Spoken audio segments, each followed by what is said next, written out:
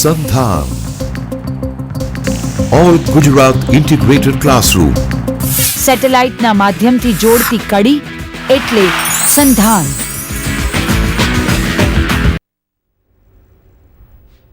નમસ્તે મિત્રો, આજે સંધાન અંતર્ગત ઇતિહાસના વ્યાખ્યાન કાર્યક્રમમાં આપનું હાર્દિક સ્વાગત કરું છું. આજનો વિષય છે સરદાર પટેલ અને દેશી રાજ્યોનું વિલીનીકરણ. અને આજે આ સાથે આજે આપણી પાસે આ વિષયમાં ડિસ્કસ કરવા માટે પ્રોફેસર રિઝવાન કાદરી સાહેબ ઉપસ્થિત છે. કાદરી સાહેબ સ્વામિનારાયણ આર્ટ્સ કોલેજમાં અધ્યાપક છે, ઇતિહાસ વિષયના જ્ઞાતા છે. પ્રાઇમરી સોર્સિસ સાથે જેમને કહેવાય કે સૌથી સારું કામ ગુજરાતની અંદર કોઈ યુવા ઇતિહાસકારે કર્યું હોય તો એ કાદરી સાહેબ છે. સાથે આ વિષય અંતર્ગત એમનો બહુ મોટો અભ્યાસ છે. સરદાર પટેલ પર એક પુસ્તક પણ એમને લખેલું છે. તો કાદરી સાહેબ, આપણે શરૂઆત કરીએ પ્રાચીન ભારત અને મધ્યકાલીન ભારતથી. શું આ દેશી રાજ્યોનું વિલીનીકરણ, દેશી રાજ્યોને ભારતમાં એક કરવા, આ વિષય પહેલાં હતો કે આનું મોડર્ન કે આધુનિક વિચારધારા છે? તો આપ એ વિશે થોડો પ્રકાશ આપશો. ચોક્કસ. પ્રાચીન સમયમાં પણ એ દિશામાં ચોક્કસ પ્રયાસો થયા હતા, પણ એ ખરા અર્થમાં જે એકીકરણ થયું અને એટલા મોટા પાયા પર એકીકરણનો જ્યારે પ્રશ્ન હતો, આઝાદી પછી મોટામાં મોટો જે વિભાજનનો પ્રોબ્લેમ હતો, અને એવા ક્રુશિયલ સમયે, કટોકટીના સમયે જ્યારે અનેક રાજ્યો હતા અને અનેક રાજ્યોને એકીકૃત કરવા અને એ મોટો પડકાર એ વધારે હતો. એ જમાનામાં પણ પ્રાચીન સમયની અંદર એ દિશામાં ચોક્કસ પ્રયત્ન થયા હતા, પણ એ વિસ્તારની દ્રષ્ટિએ, ક્ષેત્રફળની દ્રષ્ટિએ જોઈએ તો ઘણો મર્યાદિત હતો. પણ એ પ્રયાસો પણ ચોક્કસ હતા. એ અખંડ ભારત હતું, પણ ખરા અર્થમાં જે ચેલેન્જિંગ ઇસ્યુ હોય તો એ 1947માં આવી પડ્યો હતો. બીજો વિષય સાહેબ એવો હતો કે શું આ વિલીનીકરણ અંગે આપણે ભારતીય આઝાદીનો જે સ્વતંત્ર સંગ્રામ ચાલુ હતો એ દરમિયાન કોઈ ખ્યાલ હતો કે આઝાદીની મુવમેન્ટ એક જગ્યાએ થતી હતી અને પ્રિન્સિપલ સ્ટેટમાં નથી થતી, એવું કંઈ હતું કે આ વિશે ભારતીય ફ્રીડમ મુવમેન્ટ અને નેશનલ ઇન્ટિગ્રેશન બંનેને કઈ રીતે જોડી શકશો આપ? આપ જુદા જુદા નકશાઓમાં જોશો તો આપને પણ ખ્યાલ આવશે કે એ સમયે વિસ્તાર કેટલો વધારે હતો. વિસ્તારની દ્રષ્ટિએ ખૂબ જ મોટો આખો ભારત હતો, પણ એ બધા રાજ્યોને જ્યારે એકીકૃત કરવાનો સવાલ આવ્યો ત્યારે ખૂબ મોટો પ્રશ્ન હતો. જુદા જુદા જે રાજ્યો હતા એ રાજ્યો તો એમ પોતાની રીતે હતા. આમ જોઈએ તો ડેલહાઉસ 1857 પૂર્વે ડેલહાઉસીએ સામ્રાજ્યવાદી તરીકે એકીકરણની શરૂઆત ચોક્કસ કરી હતી, પણ એ તો સામ્રાજ્યવાદી વિચારધારાના ભાગરૂપે થઈ હતી. ઘણા બધા રાજ્યો બ્રિટિશ રાજ્ય સાથે મર્જ થઈ ચૂક્યા હતા, પરંતુ જ્યારે 1947માં દેશ આઝાદ થયો ત્યારે એ સામ્રાજ્યવાદી વિચારધારાને દૂર કરવી અને સામ્રાજ્યવાદી જે રાજાઓ હતા એમની રાજાશાહીને નાબૂદ કરવી એક મોટો યક્ષ પ્રશ્ન હતો. આપ જોશો આ ચાર્ટના માધ્યમથી તો ખ્યાલ આવશે કે કેટલા બધા દેશી રાજ્યો હતા અને એ બધા દેશી રાજ્યોને એકીકૃત કરવા એ ખરેખર મોટો પ્રશ્ન હતો. બીજો સાહેબ એક પ્રશ્ન થાય છે કે આ નેશન સ્ટેટ જે સરદાર પટેલે વિભાવના પેદા કરી કે ભાઈ આ નેશન સ્ટેટ છે, દરેક રાજ્યને આ સાથે જોડાવવું જ પડશે, કારણ કે તો જ આ ભારત અખંડિત રહી શકે. આ ખ્યાલ અંગે આપનો વિચાર શું હશે આ નેશન સ્ટેટ? સરદારની જે જવાબદારી છે એ જવાબદારી પહેલાં આપણે ઇતિહાસની પૂર્વ ભૂમિકા જોઈશું, અને એની સાથે સાથે આપ જોશો કે કેટલીક એ જમાનાની આપણને જે ડોક્યુમેન્ટરીઝ પ્રાપ્ત થઈ છે એ ડોક્યુમેન્ટરી જોયા પછી એના પરિપ્રેક્ષમાં આપણે થોડીક વાત કરીશું. Independence Day for India. In London, the flags of the new Indian Union flutter over the headquarters of India and Pakistan. An era has ended, a new epoch begins. A subcontinent larger than the whole of Europe becomes two self-governing dominions within the British Commonwealth of Nations. After less than a century under the British Crown, India's most crucial hour has struck. 5 months ago, Earl Wavell left Delhi to be succeeded by Earl Mountbatten. Under Queen Victoria's great-grandson, the transfer of power is completed. Pandit Nehru, Congress leader, is India's Prime Minister. Mohammed Ali Jinnah, Muslim chief, becomes Pakistan's Governor-General. Baldev Singh takes over India's defence. Liaquat Ali Khan is Pakistan's first Premier. The Nawab of Bhopal is one of the princes who has joined the Indian Union. Mahatma Gandhi, the 78-year-old mystic, stands inscrutable and aloof. Today, the fate of 400 million Indians is in the hands of these leaders. During the past 200 years, the British gave India law and order. They built roads and railways. They irrigated the lands. But India's future welfare largely depends upon communal harmony. 40 million Muslims will live in India, 18 million Hindus in Pakistan. Stirred by intense religious passion, communal strife has shed much blood. It still continues. Can Hindus and Muslims live peacefully together?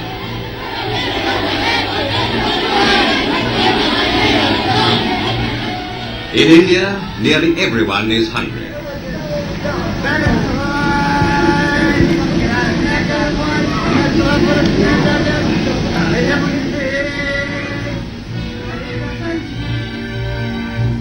When they are too frail to beg, they die.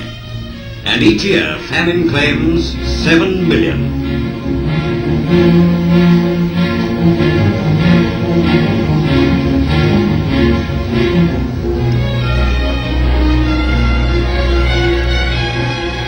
Economically, India and Pakistan are interdependent. Success of the new regimes may ultimately depend on whether India's leaders can improve rapidly the general standard of living. To people like these, the heart of India, the word freedom is empty. To the average Indian, his rulers mean little. Democracy is just a word unheard of by the majority. This is the real challenge to Nehru and to Jinnah. Britain has fulfilled her mission. It is for India herself now to make her destiny.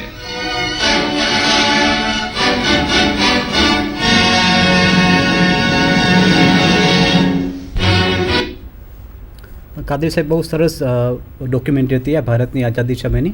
તો એક મને બીજો વિષય થાય છે કે એકીકરણમાં સરદાર પટેલનો તો એક રોલ હતો, એ સાથે અલગ અલગ રાષ્ટ્રીય નેતાઓને પોતાના પણ એક વિભાવના હતી. ડૉક્ટર આંબેડકરની હતી, મહાત્મા ગાંધીની હતી. તો એના વિશે પર થોડું જરા માર્ગદર્શન આપશો? ચોક્કસ. એક બાબા સાહેબનું ખૂબ જ સરસ વિધાન છે, કેમ કે વાઇસરોયની કાર્યવાહીના સભ્ય તરીકે એમણે જે વિધાન કર્યું હતું એ પણ આપણે સમજવું પડશે.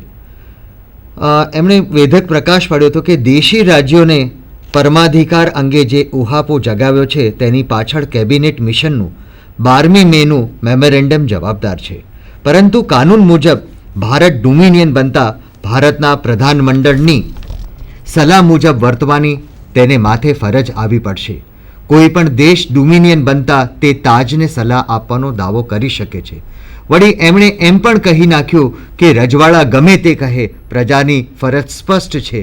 પ્રજા બ્રિટિશ સરકારને નોટિસ આપી શકી કે બ્રિટિશ પાર્લામેન્ટને પરમાધિકારનો ત્યાગ કરવાની કોઈ સત્તા નથી. આવી કોઈ દરખાસ્ત સહિતનો ડોમિનન્ટ સ્ટેટસ પરત્વેનો કાયદો પસાર કરવામાં આવશે તો તે ગેરકાનૂની ગણાશે અને ભારત સરકાર ભારતના કોઈ પણ દેશી રાજ્યને સાર્વભૌમ અગર સ્વતંત્ર તરીકે માન્ય કરશે નહીં. આ વિધાન બાબા સાહેબનું જ્યાં સુધી આપણે સમજીએ નહીં ત્યાં સુધી આ એકીકરણની વાતને આપણે આગળ ધપાવી શકીએ નહીં. અને એ જ રીતના આપ જોશો કે જોડાણ ખતની જે વાત છે એમાં પણ બહુ સ્પષ્ટ લખવામાં આવ્યું છે કે જે રાજા આ જોડાણ ખત પર સહી કરે એ પત્ર પણ બહુ સ્પષ્ટ છે. હું ખાલી જગ્યાનો રાજા મજકૂર રાજ્ય ઉપરના સાર્વભૌમત્વ હેઠળના આ જોડાણ ખત ઉપર હસ્તાક્ષર કરું છું. આ ખતમાં એવી કોઈ પણ જોગવાઈ નથી કે જેની હેઠળ ભારતનું કોઈ પણ ભાવિ બંધારણ સ્વીકારવાની અથવા કોઈ પણ બંધારણ હેઠળ ભારત સરકાર સાથેની ગોઠવણની સ્વીકારવા અંગેની મારી મુનસફી પર અંકુશ મૂકવા હું બંધાઈ જાઉં છું. આ ખતમાં એવી કોઈ જોગવાઈ નથી કે જેનાથી રાજ્ય પરનું મારું સાર્વભૌમત્વ ઝૂંટવાઈ જાય અને એ જ રીતે રાજ્ય તરીકે અત્યારે હું જે કંઈ સત્તા અધિકારો ભોગવતો હોઉં અથવા અત્યારે રાજ્યમાં જે કંઈ કાયદા અમલમાં હોય તેની કાયદેસરતાને પડકારી શકું. હું આથી જાહેર કરું છું કે આ રાજ્ય વતી આ ખત ઉપર સહી કરું છું અને તેમાં જે કંઈ ઉલ્લેખ હોય તે મને મારા વારસદારો માટે એમ સ્વીકાર્યું છું. બહુ સરસ કાદરી સાહેબ. હવે જે વિભાજનની પ્રક્રિયા શરૂ થઈ તો મુખ્યત્વે 565 અલગ અલગ દેશી રાજ્યો હતા. એમાંના 3 કાશ્મીર, હૈદરાબાદ અને જૂનાગઢ, એ 3 વિષય બહુ કોન્ટ્રોવર્સિયલ રહ્યા. તો આપણે પહેલે શરૂઆત કાશ્મીરથી કરીશું સાહેબ?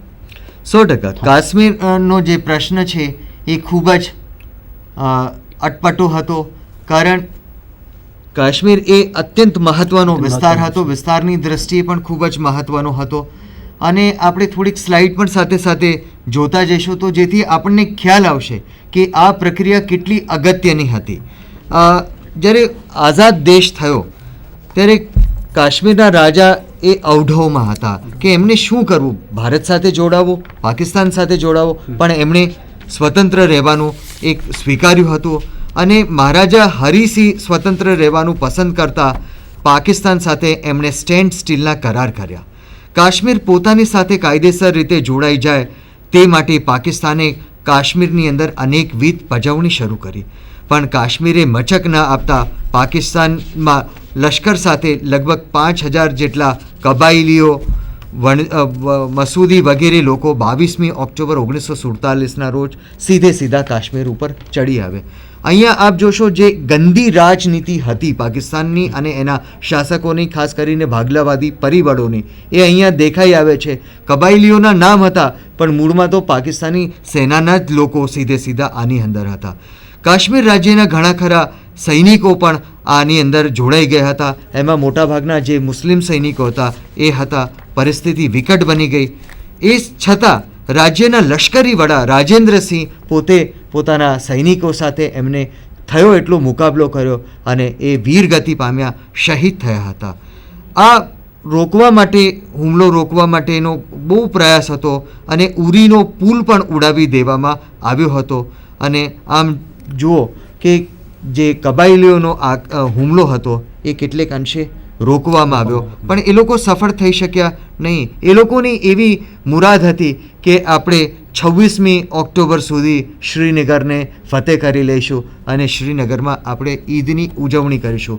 પણ એમની મુરાદ, એમની ઈચ્છા, એમની મહેચ્છા એ પાર થઈ નહીં અને તરત જ 26મી ઓક્ટોબર 1947ના રોજ કાશ્મીરના જે મહારાજા હતા હરિસિંહ, એમણે ભારત સાથે વિધિસરનું જોડાણ કર્યું અને લશ્કરની જે ટુકડી મોકલવાનો નિર્ણય જે સરદારે જે સ્પીડથી લીધો હતો અને 27મી ઓક્ટોબરની વહેલી સવારનો રોજ પહેલી ટુકડી વિમાન મારફતે કાશ્મીર પહોંચી, શ્રીનગર પહોંચી અને એ રીતના શ્રીનગર શહેર અને વિમાનઘરનો એમણે અધિકાર મેળવ્યો. અને તમે જોશો કે ભારતીય ટુકડીના નેતા હતા કર્નલ રણજીત રાય, એમણે હુમલાખોરોને આગળ વધતા રોક્યા અને પછી તો મોટી માત્રામાં સૈનિકો આવવા લાગ્યા. પણ જે રીતના પાકિસ્તાનના સૈનિકો હતા, કબાયલીઓ હતા, બીજા જે આદિવાસી લોકોને પાકિસ્તાની સેનાએ પ્રોત્સાહન આપીને મોકલ્યા હતા, એનો ખૂબ જ મુકાબલો કરવામાં આવ્યો અને એમ કરવામાં અનેક ભારતીય સૈનિકો શહાદતને વોર્યા હતા. અને આપ જોશો કર્નલ રણજીતસિંહ એ પોતે પણ વીરગતિ પામ્યા હતા. અને એ રીતના ભારતીય સેના મોટા પાયા પર ઉતરવા લાગી અને જે પાકિસ્તાની ઘૂસણખોરો હતા એમને પીછેહટ કરવા માટે ફરજ પડી અને મોટાભાગના માર્યા ગયા હતા. એ રીતે આ કાશ્મીરની અંદરથી કબાયલીઓ કે પાકિસ્તાની આક્રમણખોરોને ભગાડી દેવામાં આવ્યા. હરિસિંહને બંધારણીય વડા તરીકે ઘોષિત કરવામાં આવ્યા અને શેખ અબ્દુલ્લાને પ્રધાન પદ આપવામાં આવ્યું, વડાપ્રધાન બનાવવામાં આવ્યા અને કાશ્મીરની અંદર આ રીતના લોકશાહી સરકારની રચના થઈ. પછી સંયુક્ત રાષ્ટ્ર સંઘમાં આ મામલો ગયો જેનો આજ સુધી નિકાલ આવ્યો નથી. સાહેબ, આ વિષય અંતર્ગત ઘણા બધા વ્યૂઝ પોઈન્ટ હું ઉમેરવા માગું છું. એક પ્રોફેસર કમલેશ્વર ઝા છે, જેમને મોટાભાગે આ વિષય પર માસ્ટરી છે. એમને ઘણા બધા વિષય સરદાર પટેલના આંદોલન સાથેના ભાગ બાબત એમને ઘણા બધા પ્રકાશ ફેંક્યા છે. હું જરાયનો પ્રકાશ ફેંક્યો છું. નંબર 1, સૌથી મોટું કામ જે સરદાર પટેલે કહ્યું હતું ડ્યુરિંગ તેમના જે હોમ મિનિસ્ટરના સમય દરમિયાન, કે સૌથી પહેલાં પોસ્ટ અને ટેલિગ્રાફ લાઇન ઇમિડિયેટલી એમને રિસોર્ટ કરી હતી. જે પાકિસ્તાન સાથે જોડાયેલી હતી એમને ઇમિડિયેટલી ટ્રાન્સફર કરીને ભારત સાથે શરૂ કરી હતી. એના માટે સૌ પ્રથમ પહેલાં તો પાકિસ્તાન સાથે આ લાઇન બંધ થાય છે એવો કરાર કરવો પડે, પણ એવો કરારની પરવા કર્યા વગર ઇમિડિયેટલી સરદાર પટેલે આ લાઇન શરૂ કરી હતી. બીજું કોન્ટ્રીબ્યુશન એમનું જોવા જઈએ તો એમને ઇમિડિયેટલી સપ્ટેમ્બર મહિનામાં જ્યારે કબાલીઓના હુમલા શરૂ થયા ત્યારે કાશ્મીરના સૈન્ય હતું, નાનું સૈન્ય હતું, એમણે મદદ માગી. તે સંદર્ભમાં ઇમિડિયેટલી એર સર્વિસીસ ચાલુ કરી હતી. એમને શસ્ત્ર પણ કાશ્મીરના સૈનિકોને પહોંચાડવાની વ્યવસ્થા સરદાર પટેલે ગોઠવી હતી. પછી બીજું જોવા જઈએ તો એમને જે રાજા હતા હરિસિંહ, એમનો વિશ્વાસ જીતવા માટે એમના છોકરાને એ લોકો એ બહાર ભણવા માગતા હતા, તો એમના ફોરેન ટ્રીપ્સની પણ વ્યવસ્થા સરદાર પટેલે કરી હતી. એ સિવાય ઘણા જે વિષયો હતા જેમાં એક્ટિવ રોલ સરદાર પટેલે કર્યો હતો, જેથી કરીને બીજો વિષય હતો શેખ અબ્દુલ્લા. શેખ અબ્દુલ્લા એક બહુ મોટું તત્વ હતો, કારણ કે ડેમોક્રેટિક એક કાશ્મીરની લોકશાહીના પ્રતિનિધિ હતા અને જો શેખ અબ્દુલ્લા ભારત સાથે રહે અને આ જોડાણને સ્વીકૃતિ આપે તો જ આ કાશ્મીરી પ્રજા આ ભારત સાથે જોડાય એવું હતું. તો એ સંદર્ભમાં એમ સરદાર પટેલે બહુ મોટી ભૂમિકા ભજવી કે જે શેખ અબ્દુલ્લાને ભારત સાથે રાખ્યા, એમનો વિશ્વાસ જીત્યો, હરીસિંહ સાથે તેમને મતભેદો દૂર કરાયા અને સાથે સાથે એમને જવાહરલાલ નહેરુને પણ ઇન્વોલ્વ કર્યા કે આ વિષયમાં તમે અગ્રેસર રહીને શેખ અબ્દુલ્લાને ભારત સાથે જોડાણને ટેકો આપો. તો મીન્સ આ ઓલ ઓવર જોવા જઈએ તો આ પિક્ચર્સની અંદર સરદાર પટેલે એક બહુ ઇફેક્ટિવ લીડર્સ તરીકે આની અંદર ભૂમિકા ભજવી હતી. સર, બીજો પ્રશ્ન એમ થાય છે કે જે યુએનઓમાં પ્રશ્ન લઈ ગયા તો એ વિશે આપનો શું વિચાર છે કે એ પ્રશ્ન અંગે જ્યારે પણ ચર્ચા ખુલ્લા મને થાય ત્યારે બધાના મનમાં એક અફસોસ, એક રંજ, એક વેદના રહે છે કે કાશ સરદારને કાશ્મીરના મામલામાં વધુ સત્તા આપી હોત તો. આ અંગે મહાત્મા ગાંધીજીનું એક કોટેશન જે આપ સાથે લાવ્યા છો, આપણા દર્શકો સમક્ષ એ મૂકશો તો ચોક્કસ પ્રકાશ પડશે કે ગાંધીજી પણ આ યુનાઇટેડ નેશન્સમાં આ પ્રશ્નને ગૂંચવી નાખવા માટે લઈ જવાની જે વાત હતી એ અંગે શું માનતા હતા. પણ મારું અંગત રીતે, વ્યક્તિગત રીતે માનવું છે કે કાશ્મીરના મામલામાં જે ત્વરિતતાથી જે નિર્ણાયક નિર્ણયો સરદાર વલ્લભભાઈ પટેલે લીધા હતા એ નિર્ણયો ખરેખર સાચા હતા. પાછળથી એની અંદર વડાપ્રધાન અને એક કાશ્મીરી હોવાને નાતે પંડિત જવાહરલાલ નહેરુએ દખલ કરી હતી અને એને કારણે કેટલાક નિર્ણયો લેવાયા નહીં અને મામલો યુનાઇટેડ નેશન્સમાં જવાને કારણે ગૂંચવાઈ ગયો, જેનો આજે આટલા બધા વર્ષો 6 દાયકા વીતી ગયા છતાં કોઈ નક્કર નિર્ણય આવ્યો નથી. અને આજે પણ પાકિસ્તાન એની અંદર ડાયરેક્ટલી ઇનડાયરેક્ટલી ઇન્વોલ્વ થઈને ટેરરિઝમને સીધું પ્રોત્સાહન આપે છે અને એને ટેકો આપે છે અને એ પ્રશ્ન આજે પણ ગૂંચવાઈ ગયો છે. આપ ગાંધીજીનું વિધાન વાંચશો તો ચોક્કસ વધારે ક્લિયર થશે. ગાંધીજીએ પોતાના જે પ્રેયર સાંજે હર સવારે જે 47 થી 48 દરમિયાન એમના પ્રાર્થના